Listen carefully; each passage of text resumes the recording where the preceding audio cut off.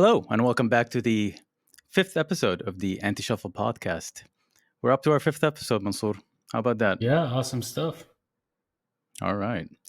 Um, I am one of your co hosts here, one of the guys hosting this boutique podcast aimed and targeted at the five or three listeners that we have. My name is Abdullah, also known as Muzaj, and with me as well as Mansoor. Hey, how's it going? Good.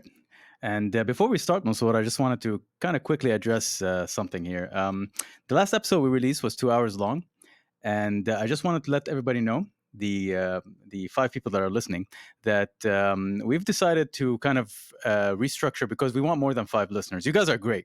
We love you guys. I mean, you guys are doing amazing. Listening to us and sticking around for the 2 hour podcast. But we kind of want more people to tune in, and I think having a more focused and more structured kind of approach to the podcast will help us kind of bring it down in length and hopefully make it a more enjoyable experience. So we promise that it's going to be a bit shorter.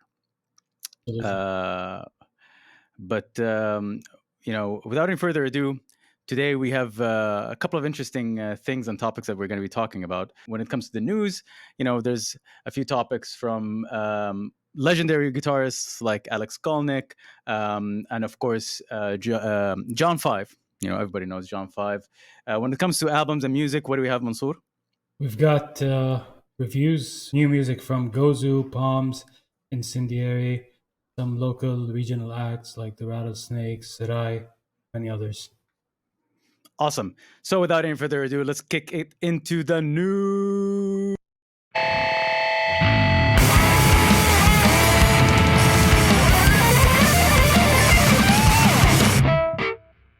All right, the news. So, apparently, Black Label Society are going back into the studio, recording their 12th studio album. I've always been interested or not interested. I always found Zach Wilde's kind of tone to be interesting. I remember there was one record. I don't know what it's called. You're gonna have to, maybe, if you're a big fan of the band, maybe you can remind me. But there was one record that really surprised me by the amount of bass. There was so much low end on that record, and it was done in this purposeful way, and I found it very interesting because I haven't heard that before. And I don't know if I was maybe listening to it on bad speakers or bad headphones or something. But in any case, yeah, what are your thoughts on this? Yeah, I mean it's about time. I mean, their last album, I think, yeah, it came out 2 years ago. But yeah, I mean, I'm glad they've been active because they were kind of releasing albums on a slow pace. But yeah, I mean, it's always cool when Black Label Society releases a new album. So looking forward to it. Yeah, I mean, yeah, especially since Zach Wild now is playing in Pantera, maybe some of that will, yeah, we'll hear some of that influence. Although him and Dime are very much, they're kind of similar. They're kind of cut from the same cloth when it comes to guitar playing. yeah, yeah. They are, and I'm not sure if how what's Black Label Society's popularity has been like. I mean, Zach Wild's always been popular, right? I mean, there's no denying that amongst guitarists, but in this new age of people listening to rock and alternative and metal and things like that, I'm not sure how top of mind our Black Label Society, when it comes to the average listener. But hopefully with this Pantera reunion, obviously, and that being in kind of the headlines, and obviously them being a legendary band, and then Zach Wild releasing an album with Black Label Society. I don't know. Hopefully, it'll be something good, modern, and interesting. That's what I'm hoping for. Yeah. Yeah. All right. In other news, also, legend status news as well. I've heard about this. I heard that, and I saw like that funny video they did where they got like a bunch of drummers to come in like into the jam room, and like you'd think that that's the drummer. So there was okay. So if you don't know what I'm talking about, there's like this teaser video that the Foo Fighters released where they're like saying, okay, we're gonna announce the new drummer, and the video is the band members, and like they're sitting in a jam room talking, and every so often like a legendary drummer like barges into the room, and you'd think that this is going to be the drummer they're going to announce to be their, someone who's going to be recruited for their touring. So remind me who made the appearance. Do you know this video? You've seen it? Honestly, I haven't watched it, but I So looking forward Danny to it. Carey shows up in this video. Oh, Tommy Lee shows up in this video. Chad from Red Hot Chili Pepper shows up in this video. Chad, his name is Chad, yeah, right? Am I? Chad Smith. Yeah, okay, Chad Smith, and someone else. I don't remember who. Anyways, but yeah, I mean, honestly, listen, I'm gonna, this is probably gonna look bad or whatever, but I Spoiler have alert. no idea who Josh. I don't know who Josh Freeze is. Who is Josh Freeze? Tell me a little bit about him. Oh, he's a very famous sessions drummer, but he's Okay. also the sorry, he's the main drummer for A Perfect Circle. Um, Oh, yeah, but he oh, dude, is he? yeah I love Perfect Circle. I obviously as as a big fan, I'm a huge fan of Perfect Circle, but I just never paid attention to who the drummer is. Obviously it's just Maynard and the guitarist being like the kind of main roles for me in that band. But yeah, all right, that's cool. yeah That's really yeah. cool. He's a very good drummer, actually. I mean, He's an excellent drummer. he's His like his work in a Perfect Circle is amazing. yeah, he's like he's worked with so many bands as a sessions drummer. I think he played drums uh, for Evanescence on the first album. Okay, He was that's just cool. he's basically a hired gun. He's worked with uh, even outside the metal genre. He's worked with Sting and Devo, those kind of bands. So he's a pretty reputable Mhm. drummer. Yeah, and let's say eclectic, with Very. his the kind of yeah, it's really interesting. Wow, I'm really like, I'm not really happy with the releases that the Foo Fighters have been putting out recently. I mean, even they just released a single, and we didn't even put it on this episode because honestly, I think none of us are interested in it. Like neither neither you or am I interested in this song, but. It's cool, but at the same time, I don't know how much of that is going to leak into the song structure and writing. You know what I mean? He's just a hired gun, like you said, at the end of the day. Yeah. So, yeah. All right. Cool piece of news there. More legendary stuff. Alex Skolnick here. What's all this about, Mansour? So apparently, Testament is going to go on a European tour, but Yeah. unfortunately, Alex Skolnick, their main guitar player, will not be able to make it for a few shows due to, I think, a family emergency. Mm, Something to do with his mother being sick, so he has to attend to her for for some time. And his main replacement will be Phil Demmel, ex Machine Head guitarist, which is cool, I guess. right. Yeah, What I remember is seeing Alex Skolnick in Desert Rock yeah, for Testament, and I was so happy that he was like on that too, because like Testament guitarists have changed over time, right? Like yeah. they've had different guitarists playing, coming in and out, and I was so happy to hear that he was going to be playing on that tour on Desert Rock, and I'll get to see him play live. But he's mainly like been doing a lot of jazz stuff, right? He has like the Alex Kolnick trio Yeah, and stuff like that, and he plays a lot in like New York jazz bars and whatever. yeah, yeah. Yeah, I mean, he's a Yeah. pretty multi-talented guitar player. Very Yeah, eclectic. absolutely. Definitely worth checking out for sure. His, the Alex Skolnick era stuff of Testament, and maybe if you're into jazz, check out his jazz stuff. Yeah. Anyways, next piece of news here. Do you know, or do you actually? Yeah, he's always been a Telecaster player. I remember, like, he's always had. So John Five apparently is teaming up with Fender for a Ghost Telecaster signature model, and he's always had a signature model with Fender, right? He's always had like these crazy like silver and black Telecaster model guitars Yeah, from Fender. he's mainly a Were they Telecaster player. signature? Were they signature? He's always been a signature artist, or did he just like using Telecasters? That part I don't remember, or I'm not I sure. think it's the latter. I think he was always a big Telecaster guy, but I think this Yeah. is the first time they release a his own sort of series. Signature. Yeah, I mean, All right. but I mean, he's a fantastic guitar player. He, It's crazy good. his solo work is mind blowing. But yeah, I mean, Yeah. even the guitar is cool. I think the Telecaster is known to be very kind of I wouldn't say Hold on. limited, but it has. Let's just put away Neil Fallon here for a second. I don't know why the guy, the singer from Clutch is in our face right now. He just popped We up need to just suddenly. Cool singer. I anyway. love Neil Fallon. Yeah, me too. But anyways, yeah. Well, yeah. So yeah, the Telecaster looks really cool. I really like the white fretboard as well. Mm. That's really interesting. Is it a maple build? I don't know. Ooh, Looks like a yeah, maple build. yeah, it's probably like a painted maple or something. Looks awesome. I love But the colors. yeah, I mean, it looks cool. It's interesting, and John Five is an excellent guitarist. And I remember when I heard that the guitarist for Marilyn Manson Yeah. has his own stuff, and that he's a crazy good guitarist. I remember thinking, "Pff, whatever, Yeah. that's not true. How good can he be? Like he plays like Marilyn Manson songs. Like those songs are so easy, or like they are not really that complex.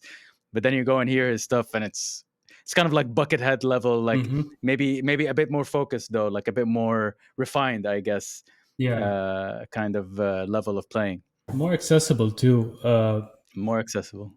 I mean, for our listeners, the guitar is pretty cool. If you can't see that, it's like off white with like red knobs and Red pickups. red pickups. Pretty cool. Yeah, yeah, it's not bad. It's not bad at all.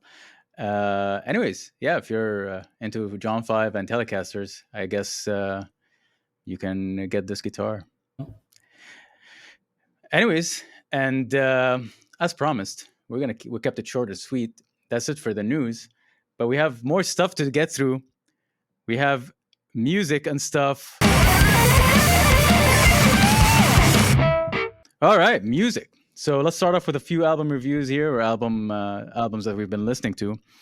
First off, we have here is Gozo Remedy, and this was kind of recommended by you, Mansoor. I'd like to hear your thoughts first before I share mine. Yeah. So I don't know how I came across this, but yeah, I mean, I saw it and I decided to give it a listen. It's I would say it's like a more of a doom sludge record. I really liked it. It's very riff heavy. If you're into bands like maybe Goat Snake and Down and Corrosion of Conformity, those type of bands, you'll probably enjoy this. I really like this album. I'm a sucker for like good, heavy, catchy riffs. I Yeah, think the vocals are excellent. You know, a lot of screaming and singing. With cool song titles like Tom Cruise Control, Rambo 2, those kind of titles just to add a touch of humor. They're not very, I don't think they're very much on the doomy side, lyrically speaking. So, no. yeah, you might not get that impression from the artwork, but it really is. Uh, it's it, it it's like that kind of sound. So yeah, I loved it. What did you think? So I wouldn't. I don't know if I would agree with you that it's doomy. Are you saying it's doomy because of the tone, or yani, is it because I would agree with the sludginess? Yes, Yeah. it's got that sludgy kind of, but with a bit more, metal or rock kind of. So definitely, I agree with you that if you're into down, if you're into uh, that kind of sound, that kind of southern, maybe a little bit of southern Hmm. bluesy kind of metal sludge kind of sound, then yes, definitely you'll enjoy this record. But and Tom Cruise Control has to be one of the best I know, right? song titles of all time. I love that name. It's so good. I'm like, kudos to them for coming up with that. Like the Like, it's so good. perfect play on Yeah. words. For me though, I couldn't get into this album, which is bizarre because I'm listening to it and I'm like, man, I should be enjoying this and I should be into this because, like you said, like it's got that sludginess, it's got that, I appreciate that kind of southern metal heaviness as well. that comes with bands like even Every Time I Die and bands like Down and stuff like that, that have that have that kind of sound. But two things I couldn't get into: the singing vocals, the melodies. Hmm. The melodies are just, I could not get into them. Like I like melodies, I enjoy hooks and catchy stuff, so it's not that, but it's just the way they wrote it and the way they are doing it. It's almost entering that kind of territory where it's almost too. It's like bands like Saliva Hmm. or bands. What other bands that's kind of have that sound? Like the Five Finger Death Punch or something like that. Like these really accessible metal like rock bands. So for that reason, I really couldn't get into it. Fair enough. I mean, my criticism would be that there isn't much of a diversity of sound here. Like you'd Yeah, get maybe with a down record, it's samey throughout, but it's not long, so it's not too overwhelming. That's yeah, uh, yeah, so that's my only. And you're right. It's not. There are moments of doom maybe here and there, but it's primarily a sludge. yeah. All right. Yeah. So if you like the way that we described it, maybe you'll enjoy it and give it a shot. You never know, you might like it. Gozo Remedy. Moving on. Um, Palms. So this is another band that as well I'm listening to it, and I'm like, this has the perfect recipe of things that I think we like, right? We're Hmm. both into like. So I'm not gonna say the name of the band, by the way, because Yeah, because it's. Let's just say that it's it's a super group. the it's a super group. Yeah. So okay, we're talking about Palms, the EP that just released, opening titles slash end credit EP, and it's basically two songs that were unreleased previously or something like that, if I remember correctly from reading what this is. Yeah. And basically, this is a super group that consists of Chino from the lead singer or the singer of Deftones, and members of a darling post rock, post metal Yeah. band. I don't know. They like to call them that. Yeah. That's named after a pharaoh god. Okay, Mm. let's just say that. Okay, um, a great band. I love that band, dude. That band has some of the best Oh records yeah, man. that I've heard, and it's so slow. And if you're someone who's into Intronaut and stuff like that, you'll definitely enjoy this band. If you're into Russian circles, Hmm. definitely you'll enjoy stuff like that. And I love Deftones, so having those two things mixed together should have been like a perfect storm for me, and I should have enjoyed a lot of this. And I definitely enjoyed the instrumentation, like the parts where Chino's not singing. I'm really enjoying it, but I don't know. I feel like there's some aspects of Chino singing that just did not fit in or jive well with me. So I didn't particularly enjoy the songs. But the instrumental I enjoyed a lot. So the second one is basically it's predominantly an instrumental song, Yeah. and I really enjoyed it. Yeah. Yeah. I mean, I like this EP. I didn't mind Chino's singing or his that song with him singing. I liked it. I also really liked the instrumental. Uh, it my it made me want to hear more because this is like the first release from Palms in like 10 years. They released one album 10 years ago or something, and it was pretty Yeah. good. It wasn't amazing, but it was pretty good.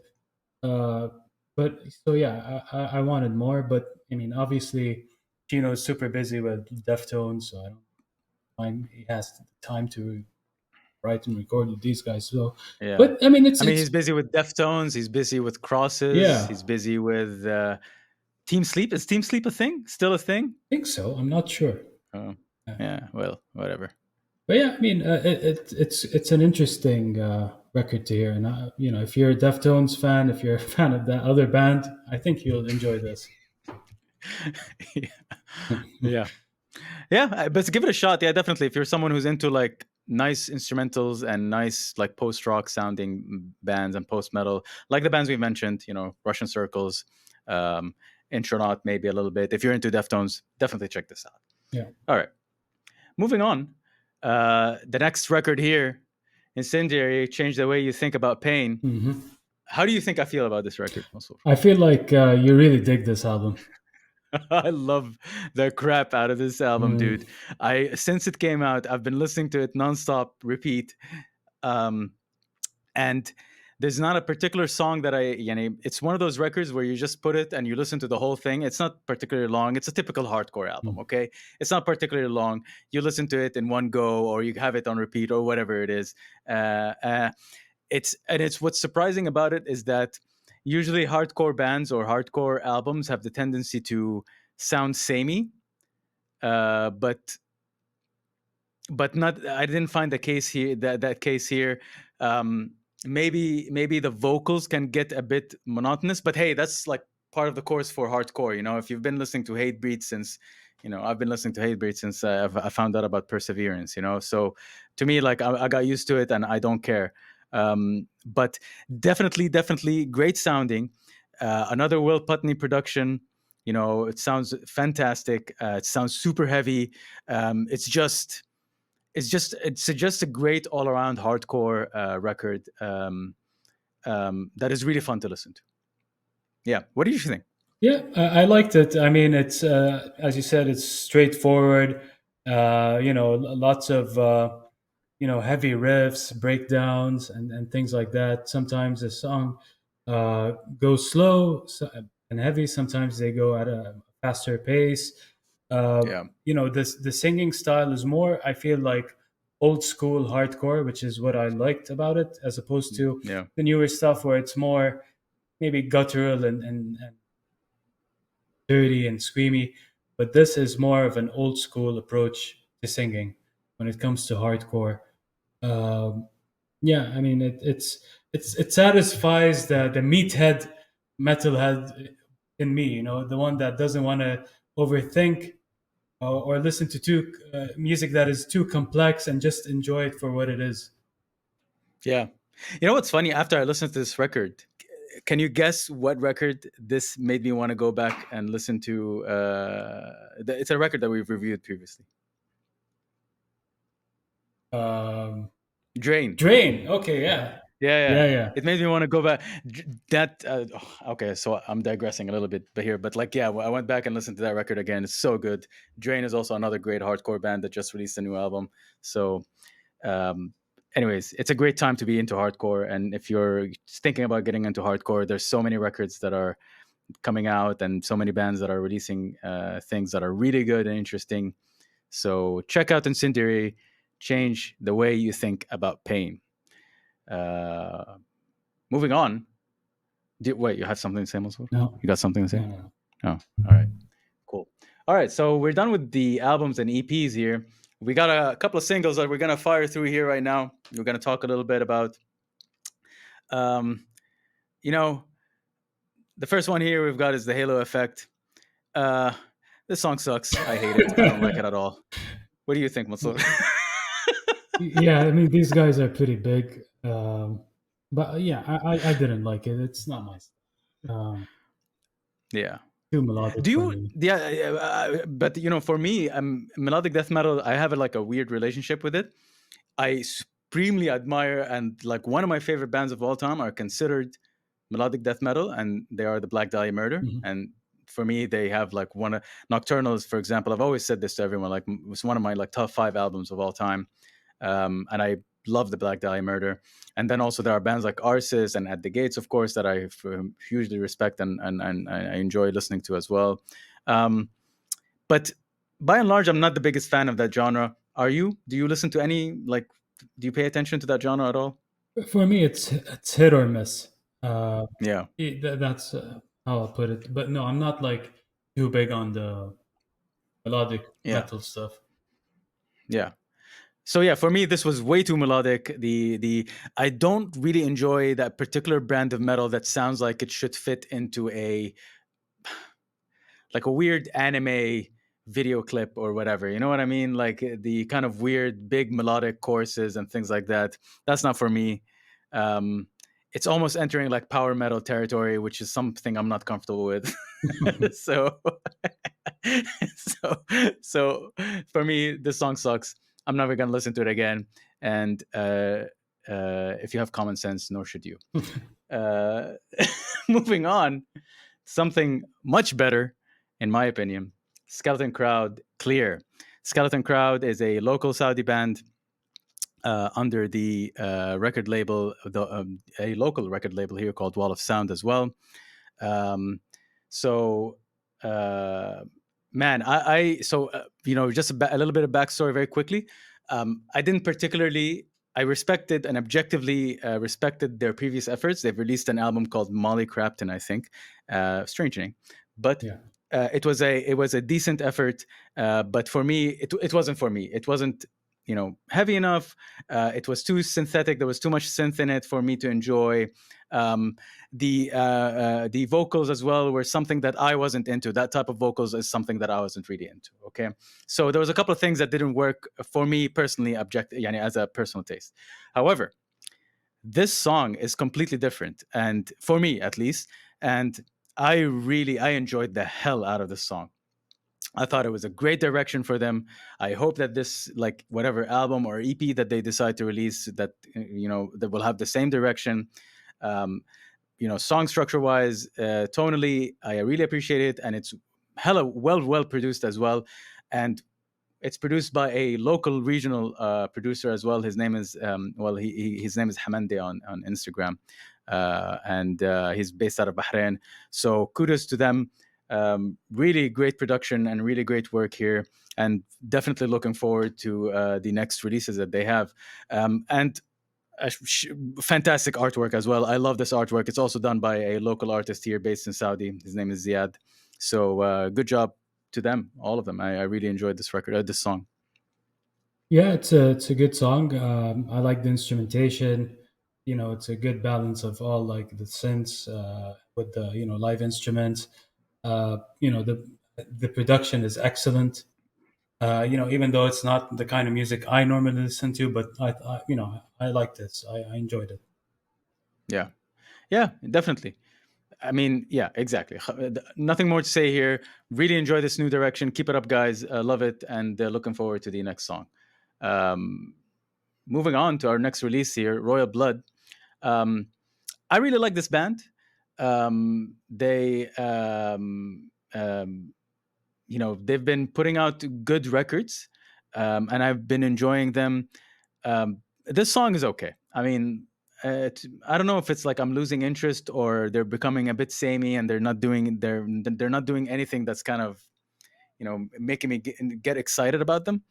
But they still have that interesting sound, that really low end kind of bluesy rock kind of sounding, or not even bluesy, sorry, but it's very dancey. I feel like it's very dancey rock sounding. Mhm. They're a two-piece band, by the way. I don't know if you know this or if you've noticed this. Yeah, And they're a drum and a bassist. So like what you're hearing there is a bass. Actually, it's not a guitar. yeah, Um, so I find that interesting. I like the tone, I like the overall sound, but the song was pretty average for me.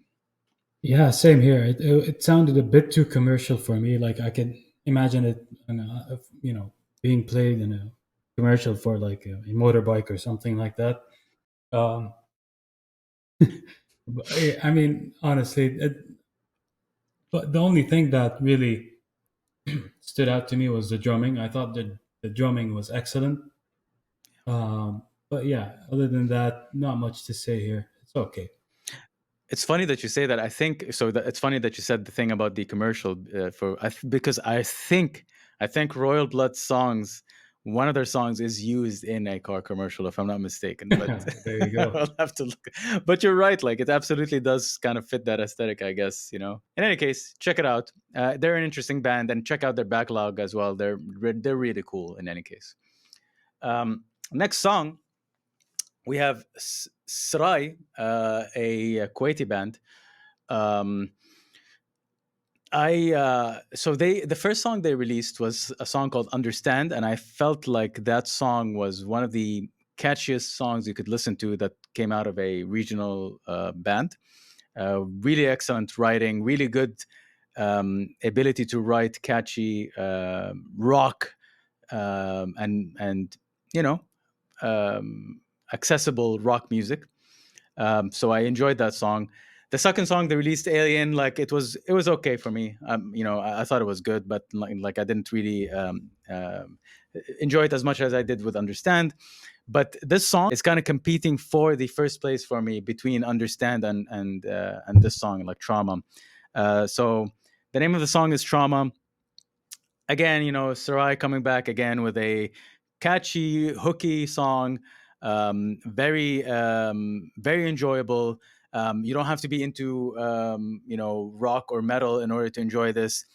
Easily get into, a bit dark, tonally and lyrically wise, but and musically as well, is very melancholic. But yeah, if you are into, accessible, I don't want to say poppy, but like catchy, let's say catchy choruses and a catchy kind of music writing, then yeah, you'll really enjoy the song. And Abzi's vocals, I've said it before and I'll say it again. I think, in terms of like as a vocalist in the region, I think he's like in the top three for sure. He's like, if not number one.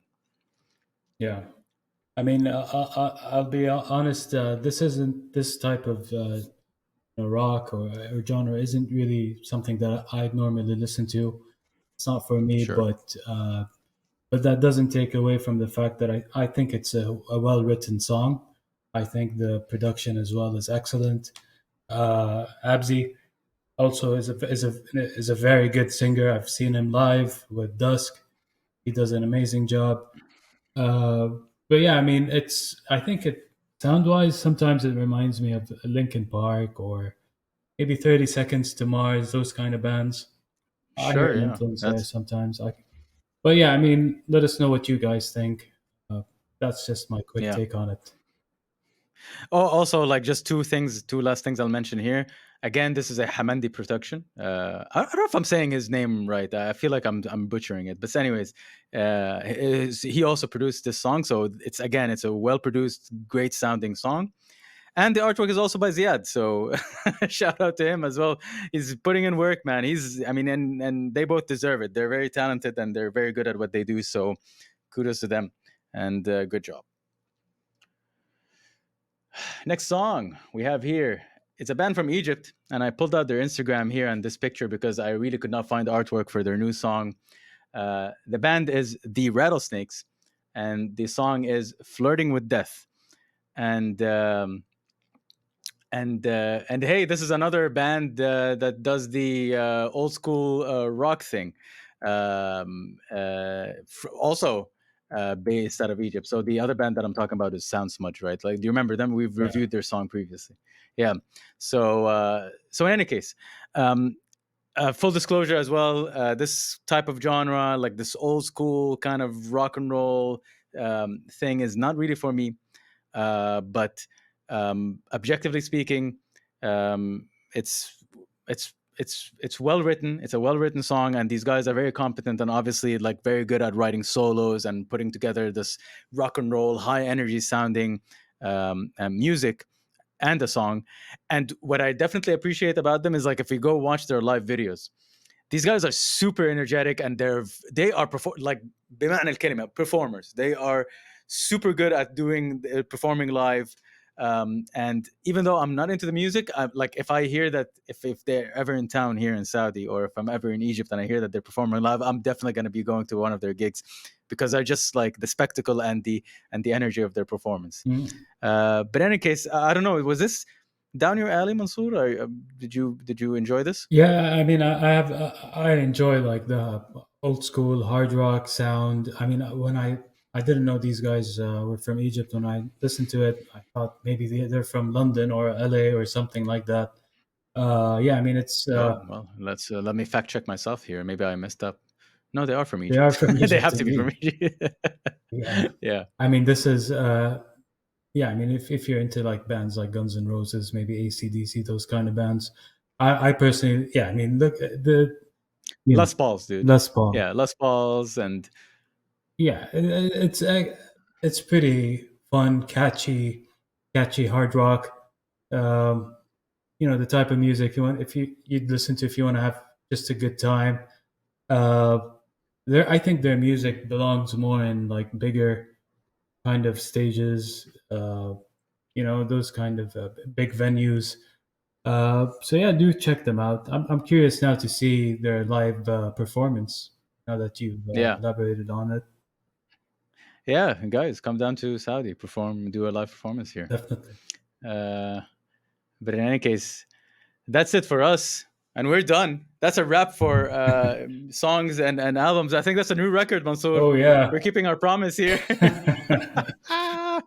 All right, that's cool. All right, so let's move on now. We have an interesting topic that we'd like to discuss. So let's move on to the main herja. That sounded so stupid. It's okay.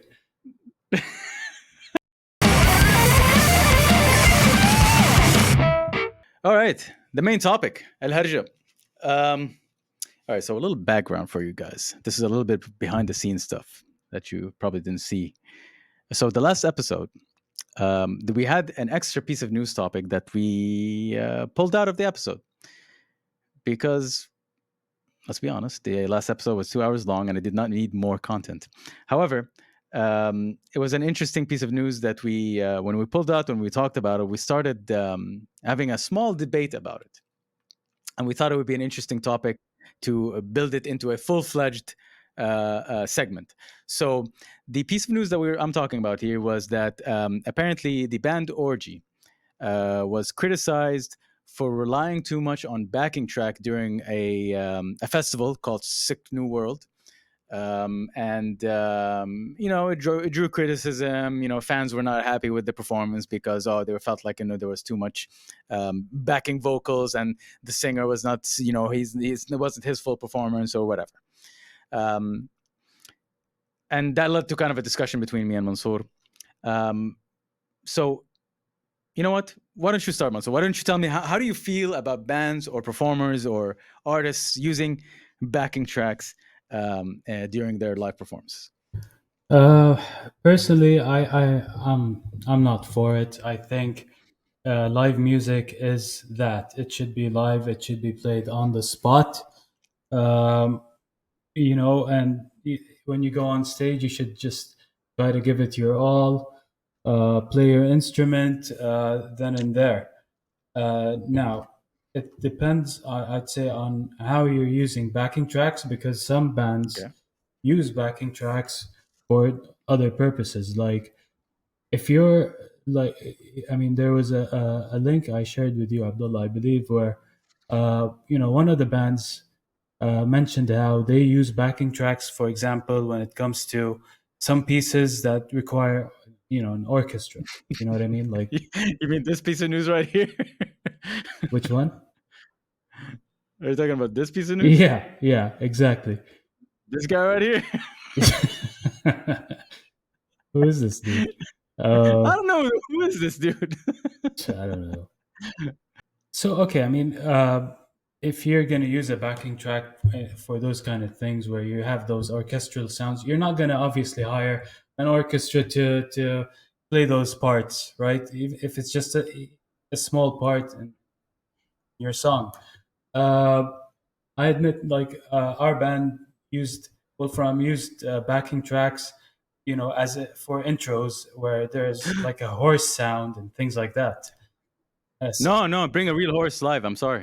You're not. You're not. I mean, we will do that one day when we're like a multi-million, dollar making band that tours arenas. We'll definitely bring horses on stage.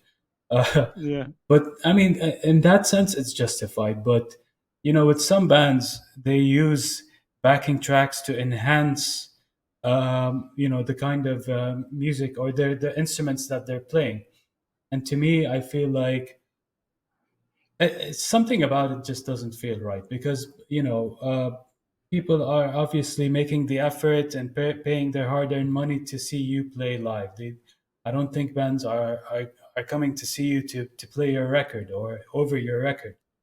But there's uh, here you see the band Wasp, for example. The singer Blackie Yeah. Lawless admitted. He says I mean, here, we are using backing tracks, but he's saying when we go into the studio, we record multiple layers of the vocals to make it sound richer or louder. So here, I don't know. I would ask, is it necessary? Or yeah, this is like if this is you're such a listening to the horrible image. podcast, If you're listening to the podcast, you're missing out, dude. Or maybe, yeah, it's better for you to be listening to the podcast and missing out Absolutely. on. I mean, I hate some of the hair metal bands were just wild. I hated that Yeah. aesthetic so much.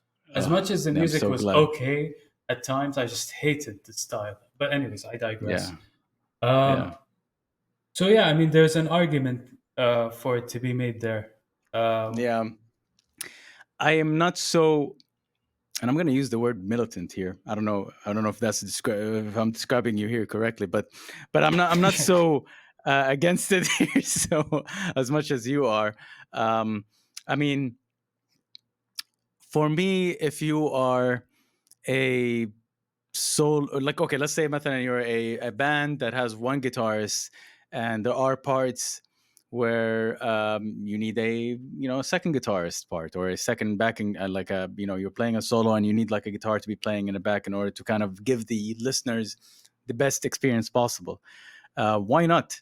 um, if you're singing and the song has like some backing vocals that would enhance the performance and make it sound full, and sound, and give the listeners and the concert goers the full experience, then why not? I'm not against that at all.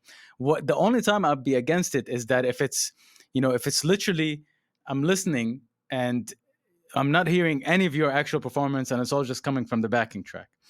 And I'm not sure. And I feel like we're kind of agreeing on that point, but I feel like you're still not sold on the idea of having, for example, guitars being complemented by backing tracks. yeah, because I mean, if you're a one guitar band, or if you have like two guitarists, do you really need to add more?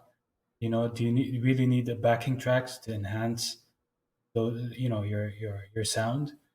I've seen bands with one guitar player where they completely blew the speakers, and they weren't using backing tracks.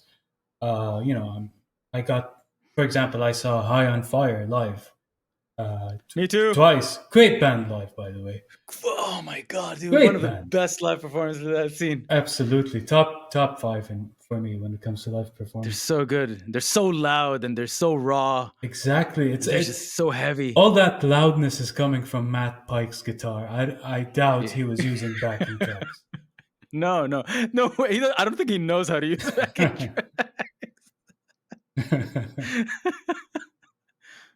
yeah, no, I mean, it's definitely like he's an old school guy, and he's got those, he has like a specific kind of amplifiers that he uses, obviously, and he has that specific guitar tone, and obviously the bass is a huge aspect of this. Their bassist, as well as also like the tone that he has is huge, and it adds to the live performance. Like, okay, never mind the record, like in the live performance, like it's almost like another guitar because of how huge and big it is, and it needs to be, because High on Fire is a one guitar band, one guitar vocalist band. Yeah. So um but here's the thing though. High on Fire is, I'm glad you brought that example up, actually, because High on Fire, by and large, even when you listen to the records, they're very loose sounding. Hmm. You know what I mean? There's almost an improvised, by feel kind of, um, uh, kind of sound that they have. And if I'm not mistaken as well, I think that's how Matt records most of his guitars as well. Like, it's not kind of, it's not like he comes to the studio and he knows like, oh, these are the parts that I'm going to play. Apparently it's a struggle to get Matt to record to a metronome. You know what I mean? It's a he's some, by and large, they're a band, and they're he's a musician that records by and large by feel, and that's why, like, it has kind of, these records have a kind of a loose feel to them, and that's why when you go live, you don't expect it to sound, to be refined and polished. You actually expect it to sound loose and aggressive and loud, and maybe even off in some key. In some areas, it's going to be off key. In some areas, it's going to be off tempo. It's not going to be perfect. But then when you come to bands like, I don't know, Intronaut. Okay, so we love Intronaut, right? We both love Intronaut. Hmm. You know that there's some aspect of looping. There's an aspect, like the guitarist, I've seen a kind of rig rundown of one of on YouTube. I don't remember the name of the YouTube channel, but Yeah. in any case, he did a rig rundown and he talks about how he uses a loop pedal to loop. Yeah, they have two guitarists, but they still need to kind of use a looper. So to enhance again, to give you that experience as a listener. So for me, I don't mind it. I don't, it depends on the aesthetic of the band. If you're a tight surgical band, then I'm fine with you using backing vocals. If you're not, if you're like High on Fire, if you're like Converge, or if you're like a punk hardcore band, then maybe yeah, it's okay. Like you don't have to be that surgical and have like that perfect sound. Well, I mean, the thing, this like debate started with the band Kiss. So Kiss, obviously 70s rock band. No need Who? Kiss. Have you heard of I've never heard of him. it? Yeah. Paul Stanley, the singer and guitar Oh player, God. he's a lot of yeah. He looks horrible. Maybe it's just a bad angle. God, I don't know if it's bang angle, but it's like خلاص he's seen. Dude, how old is he now? Like, I mean, okay, I don't mean to shame like his age or whatever, but they're like, pretty old, man. uh, They're yeah, pretty old. they've. I mean, good for them. Good for them still touring and and breaking it in. Yeah, but that's the Uh, thing. It's they're on their farewell tour, and the Paul Stanley has been. A lot of people took videos of them like from the crowd of Paul, and they were saying how he was basically just mimicking the lyrics over backing tracks. Uh, and many people were maybe accusing he them. forgot the lyrics. I mean, people were saying, no, he's just lip syncing, he's not singing, and that created a whole controversy. But their manager here clarified it, saying no, he's just singing along to backing tracks. So this is where I think, to my knowledge, that's where the debate started, and then there was also another He's incident. singing to it, He's guys. singing to He's it. singing to it. Yeah, He's not. he's not. He's not. Lip syncing. He's just singing to Yeah, it. yeah, he's singing to it, dude. So I That's mean, so funny. That guy's a politician, dude. yeah. So I mean, a guy like Paul Stanley, he's a pretty senior guy. Let's say his vocals Yeah, aren't as sharp as it was, probably not. when he was in Yeah. his 20s or 30s or maybe even 40s. So he might need to do that. I don't know. I'm kind of on the So fence. are you allowed? Are you happy? No, not happy, but are you like you know uh, conceding to him using it? See, I'm kind of on the fence because this is Kiss on their farewell tour. If you're not able to sing properly anymore, then maybe you should call it quits. Uh, I mean, that's why it's a farewell tour, right? It seems like exactly. Khalas, like he knows they're on their last leg.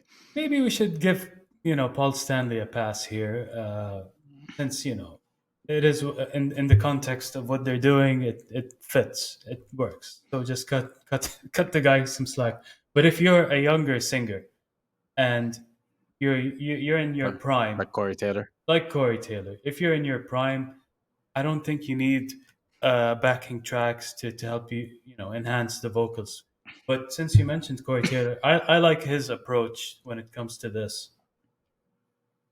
Which is that, yeah, I don't care if I mess up, I mess up. Yeah, You came here to see me live. That's what you're. If you want to listen to the record, just go home and listen to the record, basically. yeah. I mean, Corey Taylor doesn't need backing tracks for his music. He has powerful Yeah, vocals. But yeah, I mean, I mean, so the thing is for me, like, you know, again, it's different. It's a different approach. If as an artist, it's your own take on it and your own approach to it. If you're someone who wants to use backing vocals, fine. Just making sure that you're not, being inauthentic by having the backing vocals carry the whole performance, because people have paid money to come and see you and they want to see a live version of the record that they love or the songs that they love. That's why they're coming. But at the same time, if you're someone who's blessed with amazing vocals and blessed with the amazing ability to perform live without having to use backing vocals, I mean, you don't need to kind of put other artists down for it, right? I mean, to each their own, and to each their own ability, I guess. Yeah. I mean, look, I've seen Intronaut do this. I've seen the old Sepultura do this, where there was like they had like those tribal kind of songs with many drums and percussions, and Yeah, multiple members of the band go on stage with those instruments and just bang it out. You know what I mean? yeah, On the drums and the percussive instruments. So I really appreciated that, and I thought it made for like a great performance. yeah, yeah. I'll agree with you. So I'll concede on one point here: is that yes, it was much cooler if you could make the performance more about the actual live performance rather than the backing tracks, rather than using backing tracks. But to me as well, if you use a little bit of backing track, that's fine. I don't care. Yeah, I mean, As long as it's enhancing the performance, and as long as you're not again ruining the integrity of that performance. yeah, I mean, there is definitely a gray area when it comes to this debate. I think it has a lot to do with context as well. Yeah. But yeah, I mean, I don't know. Let us know what you guys think. Yeah. At the end of the day, yeah. I mean, let us know what you think. And my advice to people is that don't be so militant about it. Okay. Don't, don't have this approach where you can just disregard an artist or like talk down an artist just because he used a bit of backing vocals on stage or whatever. You know, it's really not the end of the world. And at the end of the day, you're seeing that live performance is just being enhanced or complemented a little bit by, or even supplemented a little bit by that performance. But you, as a listener and as someone who's in the crowd, like, there's really no need to be so aggressive about it and militant about it and being just like, yeah, no, this is horrible. You're horrible for using backing tracks. Just, keep a little bit of an open mind and just understand that different artists will have different abilities and capabilities, right? Muzaj, I have a question for you. Do you think there's another Mm. aspect for it that people are not talking about, which is maybe saving on cost when it comes to live performance? In what capacity? Like not having to pay for a session guitarist, for example, to be the second guitarist or Yeah, something like that. yeah. Let's just put it that way. Do you think there's I something think there? I think there is an argument to be made there for, yes, for saving costs, but I think by and large, um, and I'm talking about the local context here. I think by and large, people would use backing tracks because they can't find the right talent to complement them. Mm. Um, you might be someone who's not able to find someone who. Not, it's not even just about talent, all right? We're not talking about just like pure skill. I'll talk about from my own personal experience. If I'm right now like I'm not like I guess I'm working a little bit towards trying to get myself to perform live, and I'm getting people around me and trying to practice songs and things like that, and I'm not getting a second guitarist. And the reason for that is not because my songs are too complex, or oh, I don't think anybody can play my songs. It's just that an important aspect of my live performance or me playing songs is having fun, and playing with people that I enjoy playing with, and having the right chemistry. Um, and I feel like it's an own personal thing, and maybe I haven't found the right I haven't found the right guitarist. I haven't found the one. I feel like I found the drummer, right? I feel like the drummer that I found right now that we were practicing together, Khalid. His name is Khalid. He's also known as Khaled in the EDM community. Mhm. But in any case, he's such a great guy, and he's immediately got on the drum set and we jived, and we just immediate chemistry between us. So for me, I love jamming with that guy, and I love him to death, and we're basically like, yani, uh, um, meshing very well together. So finding someone, other people like that, that's my main issue. It's not the skill, it's not whatever. The skill is a small aspect of it, but to me, having fun and the chemistry and making these connections is more important to me. Yeah, yeah. Well, fair Yeah, enough. Fair enough. yeah. Uh, I guess that's a wrap for us, Mansour. I Yeah, think um, we're done with today's episode. How do you absolutely. feel about it? Yeah, I enjoyed it a lot. We're gonna try to go on this kind of pace and talking at that this kind of time. So we'll see. Yeah, I think we did pretty well. 1 hour. 1 hour is digestible. Maybe we Absolutely. can try to get it shorter next time. But in any case, that's it for us today. Um, Thank you for tuning in and thank you for listening. You can always email us um, with your comment, with your suggestions. If you have any interesting piece of news that you want to share with us, please go ahead and email it to us. If you are a band with a demo or with a song with an interesting piece of news as well, please feel free to share it with us and we'll talk about it in the next episode. Our email is hate.mail@antishuffle.com. That's hate.mail@antishuffle.com. And you can always also comment and give us suggestions and directly message us on our social media accounts. What is our social media accounts, Mansour? Yes, be sure to follow us on our socials at Anti Shuffle Pod, and be sure to like, share, and subscribe. Absolutely. Tell your friends, tell your grandma, tell your mom, tell your dad to subscribe to the Anti Shuffle podcast. All right. And with that, that's it for us today. Say against the shuffle. I have been Abdullah, also known as Musaj, and with me as well is Mansour. See you next time. See you next time, y'all. What, y'all? That's weird. نراكم لاحقا.